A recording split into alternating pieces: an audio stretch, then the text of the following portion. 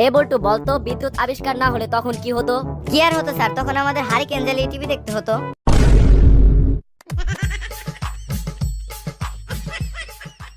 বল্টু, তুমি ক্লাসে কি খাচ্ছ?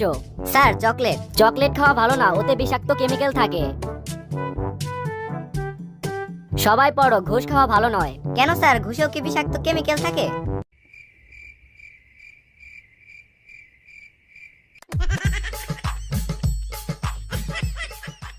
বল্টু বলতো, আমরা ঘুম পেলে বিছানায় যাই কেন? স্যার ঘুম পেলে বিছানা আমাদের কাছে আসে না, এজন্য।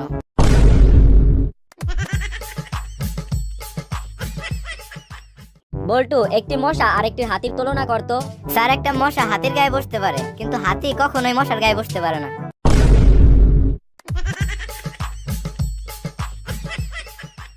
এই বল্টু, মরুভূমির একটি প্রাণীর নাম বলো তো। স্যার এটা তো অনেক সহজ, যেমন ধরেন উট। আচ্ছা, তাহলে মরুভূমির আরেকটা প্রাণীর নাম বলতো। স্যার আরেকটা উট।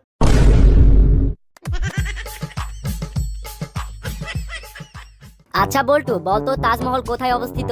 জানি না স্যার। তাহলে ব্রেঞ্চের উপরে দাঁড়া। ব্রেঞ্চের উপরে দাঁড়ালে কি তাজমহল দেখতে পাবো স্যার?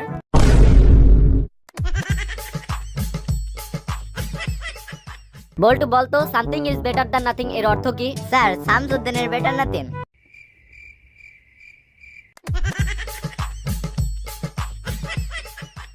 আচ্ছা বল্টু বলতো, এমন একটি জায়গার নাম যেটা পুরুষ বানিয়েছে কিন্তু পুরুষ যেতে পারে না।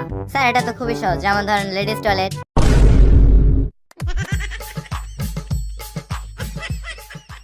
স্যার আপনি কি মুরগি? কি সব আলতু ফালতু কথা বলছিস? আমি মুরগি হতে যাব কেন? স্যার আপনি তাহলে প্রতিদিন আমার খাতায় আন্ডা দেন কেন?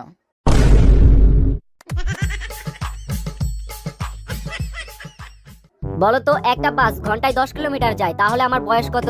স্যার আপনার বয়স 50 বছর। ভেরি গুড, কিভাবে পারলি বল্টু? স্যার আমাদের এলাকায় একটা হাফ পাগল আছে, তার বয়স 25 বছর। আর আপনি তো ফুল পাগল, তাহলে আপনার বয়স তো 50 বছর হবেই।